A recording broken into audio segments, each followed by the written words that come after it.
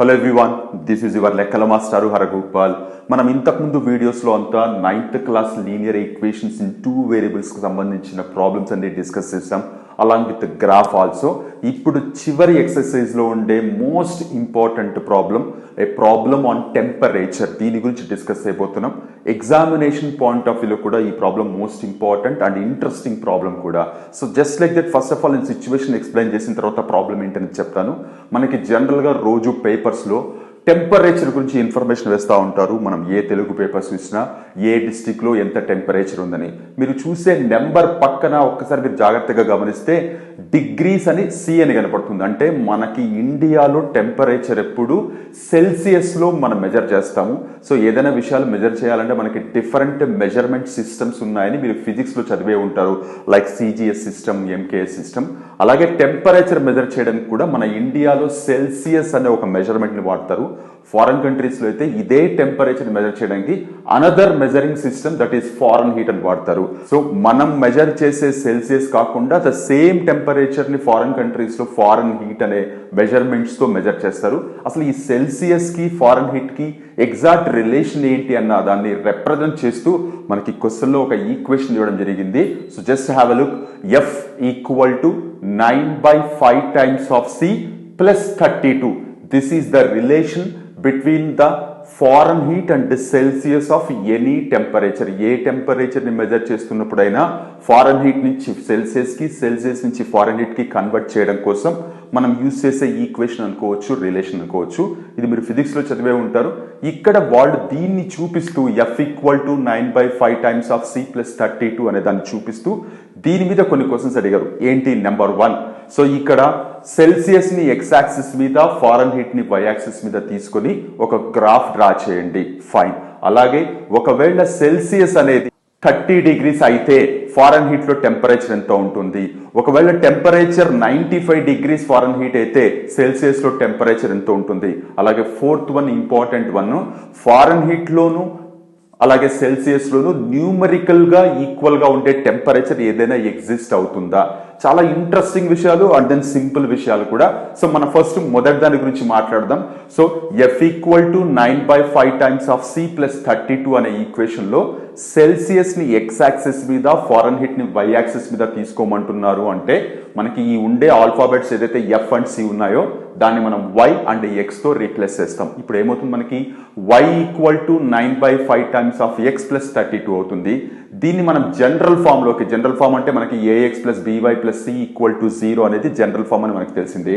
ఇక్కడ మనం దీన్ని అరేంజ్ చేసుకోవాలంటే ఈ కింద డినామినేటర్ లో ఉండేదాన్ని 32 తో మల్టిప్లై చేసి అవతలకి పంపించేస్తాం. సో అప్పుడు మనకి ఏమవుతుంది? మనకి 5y equal to 9x plus 160 అవుతుంది.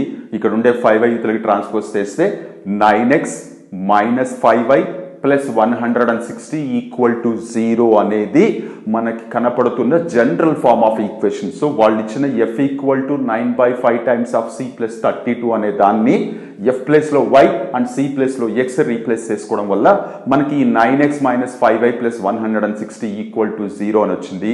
ఇది మనకి మెయిన్ ఈక్వేషన్. ఇప్పుడు ఇక్కడ వాళ్ళకి ఇచ్చిన రిలేషన్ తో మనకి ఎలాంటి సంబంధం లేదు.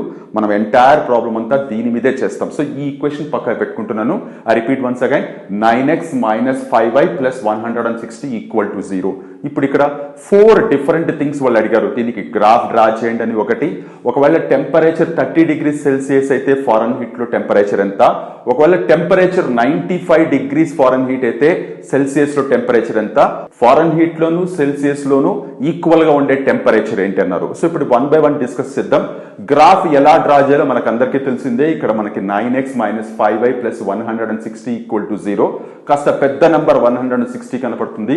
అయినా మీరు కన్ఫ్యూజ్ కావాల్సిన అవసరం లేదు. నార్మల్గా ఒక చిన్న బాక్స్ తీసుకుంటాం, ఎక్స్ అండ్ వై అని పెట్టుకుంటాం. నేను ఇంతకు ముందు చెప్పిందే, గ్రాఫ్ డ్రా చేయాలంటే ద మోస్ట్ కంఫర్టబుల్ క్యాలిక్యులేషన్స్ ఎప్పుడు జీరోస్ తో మనకి వస్తాయి. సో ఎక్స్ ప్లస్ లో 0 పెట్టుకుంటే ఏమవుతుంది? మనకి 9 into 0 minus 5y plus 160 equal to 0. 9 into 0 0 అవుతుంది. కాబట్టి మనం దీన్ని అడ్జస్ట్ చేసి రాసుకుంటే 5y ఈక్వల్ టు 160 అవుతుంది. y ఈక్వల్ టు 32 వస్తుంది. సో x 0 అయితే y 32 అయింది. ఇప్పుడు y 0 అయితే y ప్లస్ లో 0 పెట్టుకుంటే ఏమవుతుంది? 9x minus 5 into 0 plus 160 equal to 0. 9x plus 160 equal to 0. 9x equal to minus 160. And ఇది -17.7 అవుతుంది మనం క్యాలిక్యులేషన్ చేస్తే, అది ఇక్కడ రీప్లేస్ చేస్తున్నాను. సో ఇప్పుడు ఈ పాయింట్స్ మనం గ్రాఫ్ మీద లొకేట్ చేస్తున్నప్పుడు చాలా మంది ఈ వాల్యూస్ చూడగానే కన్ఫ్యూజ్ అయిపోతారు. 32, 17 ఇంత పెద్ద వాల్యూస్ వచ్చాయని. నేను ఇంతకుముందు చెప్పిందే, మనం ఒక ప్లెయిన్ గ్రాఫ్ తీసుకుంటే మనకి ఎక్స్ యాక్సిస్ ఏంటి, వై యాక్సిస్ ఏంటి, ఆరిజిన్ ఏంటి అని తెలుసు. And then scale very very important. మనం యూజువల్గా చాలా ప్రాబ్లమ్స్లో 1 centimetre of graph equal to 1 unit లాగా తీసుకుంటాం.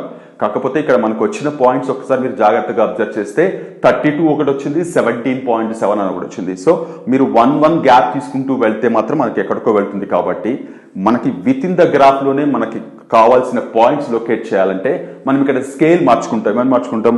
గ్రాఫ్ మీద 1 సెంటీమీటర్ లెంత్ ని 5 యూనిట్స్ గా తీసుకుంటున్నాను నేను. సో ఇక్కడ నుంచి ఇది 5, 10, 15, 20, 25, 30, 35, 40 ఇలా తీసుకుంటున్నాను.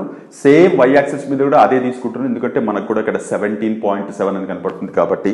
సో ఈ వాల్యూస్ ఇక్కడ తీసుకొని ఒకసారి మీరు జాగ్రత్తగా ఎంటైర్ గ్రాఫ్ అబ్జర్వ్ చేస్తే ఇంతకుముందు మీరు చేసిన ప్రాబ్లమ్స్ కి దీనికి డిఫరెన్స్ ఓన్లీ స్కేల్ మాత్రమే. అక్కడ 1, 2, 3, 4 తీసుకున్నాం, ఇక్కడ 5, 10, 15, 20 అలా తీసుకున్నాం ఎక్స్ యాక్సిస్ మీద as well as y axis మీద కూడా. ఇప్పుడు మీరు ఒక్కసారి ఫస్ట్ పాయింట్ చూడండి. x0 అయితే y32 అయింది, x0 అయితే y32 అయిందంటే మనకి y యాక్సిస్ మీద 32 పాయింట్ ఎక్కడ వస్తుందో అక్కడ లొకేట్ చేసి పాయింట్ రాసుకుంటాం.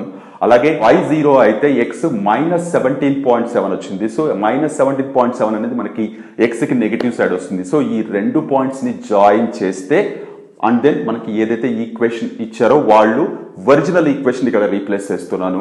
సో చేస్తే మనకి కావాల్సిన గ్రాఫ్ ఇది. సో క్లియర్ గా మనం ఆల్రెడీ బాగా తెలిసిన క్యాలిక్యులేషన్ తోనే మనం చేసాం. కాకపోతే ఒకే ఒక్క చేంజ్, గ్రాఫ్ లో స్కేల్ మారింది, ఎందుకంటే వాల్యూస్ పెద్దగా వచ్చాయి కాబట్టి. సో మై డియర్ చిల్డ్రన్, ఇచ్చిన ఈక్వేషన్ కి relationship between Celsius and foreign heat equation కి మనం గ్రాఫ్ డ్రా చేసే విధానం ఇది. సో సింపుల్ క్యాలిక్యులేషన్, మీరు ఎలా కన్ఫ్యూజ్ కావాల్సిన అవసరమే లేదు. సో జస్ట్ దీన్ని ఎరేస్ చేసేస్తున్నాను. సెకండ్ పార్ట్ ఏంటి? If temperature is 30 degrees Celsius, what is the temperature in foreign heat అన్నారు. సో ఏదైతే ఈక్వేషన్ దో 9x - 5y + 160 = 0 లో సెల్సియస్ లో ఇచ్చారు కాబట్టి 30 degrees అని, ఎక్కడ x ఉంటే అక్కడ 30 రీప్లేస్ చేస్తున్నాను. అప్పుడు ఏమవుతుంది? నాకు 9 × 30 - 5y + 160 = 0 అవుతుంది. సో 9 × 30 అనేది 270 అవుతుంది. 270 - 5y + 160 = 0. 270 and 160 రెండు సేమ్ సైన్ తో ఉన్నాయి కాబట్టి యాడ్ చేస్తాం. సో మనకి ఏమవుతుంది? ఈ -5y యూతలో పెట్టుకుంటామా, లేదంటే ఇతర ట్రాన్స్పోజ్ చేస్తే 5y = 430 అవుతుంది. y = 430 / 5 అవుతుంది. మీరు క్యాలిక్యులేట్ చేస్తే సో 86 degrees ఫారెన్ హీట్ వస్తుంది. సో 30 degrees Celsius లో ఉండే టెంపరేచర్ ని ఫారెన్ హీట్ లోకి కన్వర్ట్ చేస్తే మనకి 86 degrees ఆఫ్ ఫారెన్ హీట్ వస్తుంది. సో అలాగే ఇదే సిచ్యువేషన్ లో థర్డ్ వన్ ఏమి ఇచ్చారు? ఒకవేళ టెంపరేచర్ 95 degrees ఫారెన్ హీట్ అయితే what is the temperature in Celsius అన్నారు. సో మనం ఫారెన్ హీట్ ఎప్పుడు ఇక్కడ y రిప్రజెంట్ చేస్తుంది కాబట్టి సేమ్ ఈక్వేషన్ మళ్ళీ ఇక్కడ తీసుకొని y ప్లేస్ లో నేను 95 రీప్లేస్ చేస్తున్నాను. అప్పుడు ఏమవుతుంది? 9x - 5 × 95 + 160 = 0. సో జస్ట్ సింప్లిఫై చేసి క్యాలిక్యులేట్ చేస్తే మనకి వచ్చే టెంపరేచర్ సెల్సియస్ లో ఉన్నట్లు. So second one temperature 30 degrees Celsius అయితే ఫారెన్ హీట్ లో ఎంత? Third one temperature 95 degrees Fahrenheit అయితే సెల్సియస్ లో ఎంత? Fourth one so simple and very interesting and important కూడా. ఒకవేళ టెంపరేచర్ రెండిట్లో అంటే ఫారెన్ హీట్ లోను సెల్సియస్ లోను ఈక్వల్ గా ఉంటే ఆ టెంపరేచర్ ఎంత అని అడిగారు. సో ఇక్కడ నథింగ్ బట్ మనం అర్థం చేసుకోవాల్సింది, ఇచ్చిన ఈక్వేషన్ 9x - 5y + 160 = 0 ఏదైతే ఉందో రెండిట్లోనూ ఈక్వల్ గా ఉండాలి అని అంటున్నారంటే ఇక్కడ x = y లాగా మనం కన్సిడర్ చేయాలి. సో 9x - 5y + 160 = 0 ఏదైతే ఈక్వేషన్ ఉందో x ప్లేస్ లో y రాయడమో లేదంటే y ప్లేస్ లో x రాయడమో చేయాలి. సో నేను y ప్లేస్ లో x రాస్తున్నాను. 9x - 5x + 160 = 0. 9x - 5x అనేది 4x అవుతుంది. 4x + 160 = 0. 4x = -160 అండ్ x = -40 వస్తుంది. ఇక్కడ x అనేది ఈక్వల్ టు y కాబట్టి సో x అంటే మనకి సెల్సియస్, y అంటే ఫారెన్ హీట్ కాబట్టి సో -40 degrees దగ్గర సెల్సియస్ లోను ఫారెన్ హీట్ లోను సేమ్ న్యూమెరికల్ వాల్యూ రిప్రజెంట్ చేస్తుంది. సో మై డియర్ చిల్డ్రన్, మనకి ఎక్సర్సైజ్ లో ఉండే చివరి ప్రాబ్లం ఇది, లాస్ట్ ప్రాబ్లం ఇది. గ్రాఫ్ డ్రా చేయడం ఎలా? టెంపరేచర్ 30 degrees Celsius అయితే ఫారెన్ హీట్ లో ఎలా? టెంపరేచర్ 95 degrees ఫారెన్ హీట్ అయితే సెల్సియస్లో ఎంత వస్తుంది, సెల్సియస్లోను ఫారెన్హీట్లోను ఈక్వల్ అయితే టెంపరేచర్ ఎంత ఉంటుందన్నది most important problem. Examination point of వ్యూలో 4 మార్క్స్కి మీరు ఎక్స్పెక్ట్ చేయగలిగిన క్వశ్చన్ అది. హోప్ మీకు అందరికీ క్లియర్గా అర్థమైంది అనుకుంటున్నాను. సో దీంతో మనం ఈ చాప్టర్ కంప్లీట్ చేస్తాం. మనం నెక్స్ట్ వీడియో నుంచి మరొక ఇంపార్టెంట్ టాపిక్ ఆర్ ఇంపార్టెంట్ చాప్టర్తో మళ్ళీ మీట్ అవుదాం. అంతవరకు టేక్ కేర్, బై. యువర్ లెక్కల మాస్టర్ హరగోపాల్.